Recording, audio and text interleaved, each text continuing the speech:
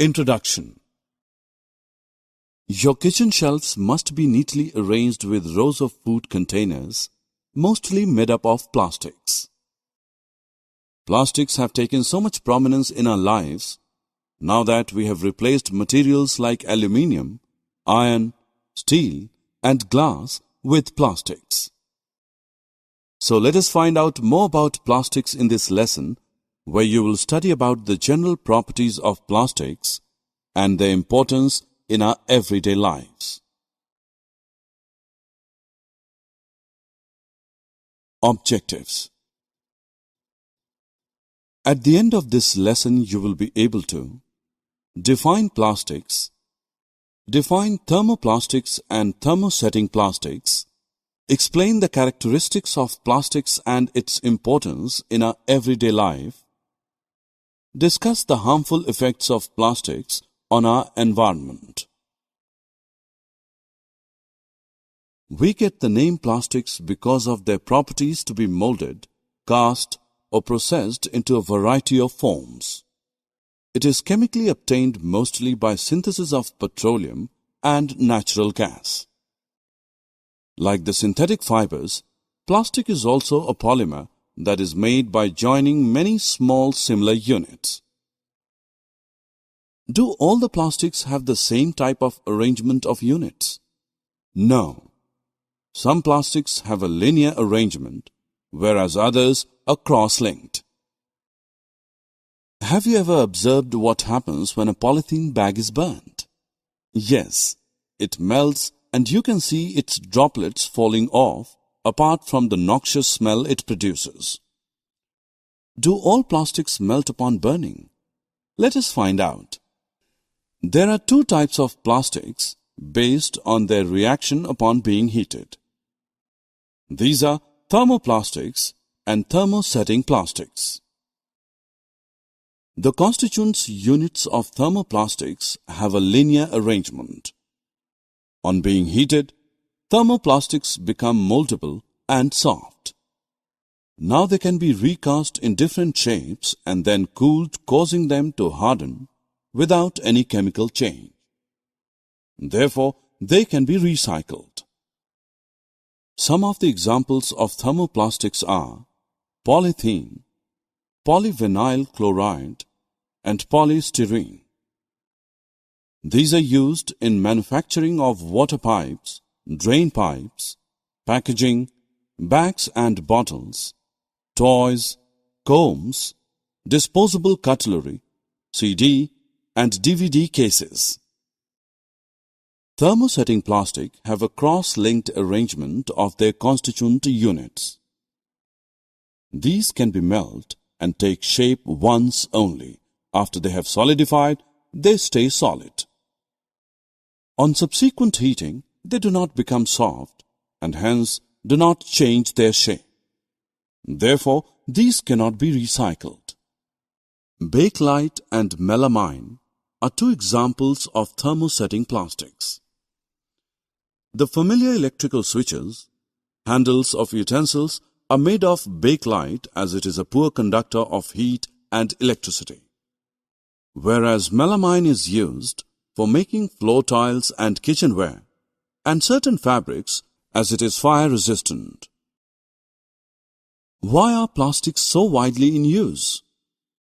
The plastic containers are mostly used for the storage of food grains, pickles, salt and spices, since these are relatively non-reactive and impermeable to moisture. Since plastic is a poor conductor of electricity, the electrical wires have plastic covering. Did you ever notice that the utensils which are used for cooking have plastic handles?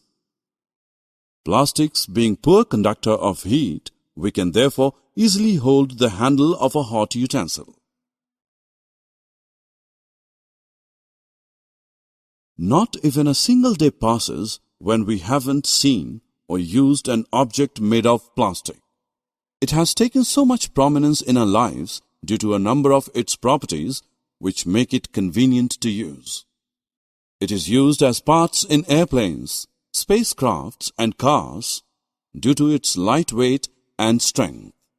These are extensively used in the healthcare industry for packaging of tablets, as threads used for stitching wounds, syringes, doctor's gloves, and a number of medical instruments. Have you ever noticed the frying pan for cooking dosa? You would have seen a black coating on it. It is of Teflon, which is a special plastic on which oil and water do not stick. Thus, it is used as non-stick coating on cookware. You would be amazed to know that there are also fireproof plastics. Yes, the uniforms of firemen have coating of melamine plastic to make them flame resistant. Can we imagine a life without plastic? No, we surely cannot, because it is an alternate resource in the times of our dwindling natural resources. But what price have we paid for it?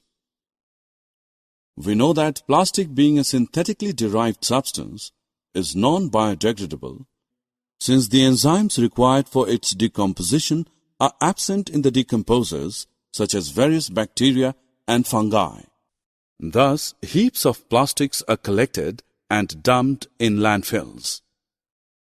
They will stay there for several hundred years, releasing toxic chemicals into the soil and nearby water resources. Also, as plastics form a cover on the ground surface and are impermeable to water, the rainwater would not be absorbed into the soil, thus diminishing our underground water reservoirs. You must have seen cows struggling to take out food from the plastic bags thrown near the garbage heaps. They end up eating the plastic bags as well. It can choke their respiratory tract or form a lining in their stomachs, causing their death. On burning plastics, it releases toxic fumes into the atmosphere. Other plastic menace is the choking of drains, which leads to their overflowing and flooding during the rains. There are a number of steps that we can take as environmentally conscious citizens so as to safeguard our environment from the growing menace of plastics. We can replace plastic shopping bags with jute bags or handmade paper bags. Instead of littering everywhere, particularly on roads, we should put the plastic objects in the dustbins marked as non-biodegradable, thus segregating them from the biodegradable wastes. Sell plastic scraps to the scrap dealer for recycling. Adopt the policy of 4 R's, which is reduce, reuse, recycle, and recover.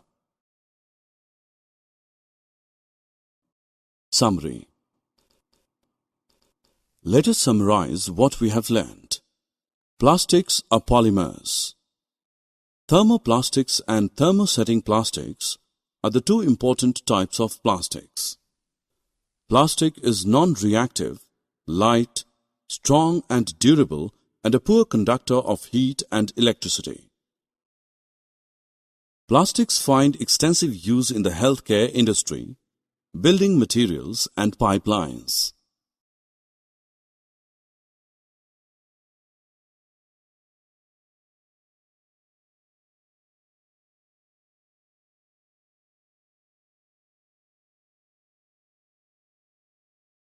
On burning, the plastics release poisonous gases.